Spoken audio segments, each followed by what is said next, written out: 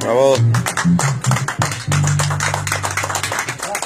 Aquí en el cumpleaños de la madrina Juanita Zamora, la gente de San Lorenzo que le están haciendo su cumpleaños.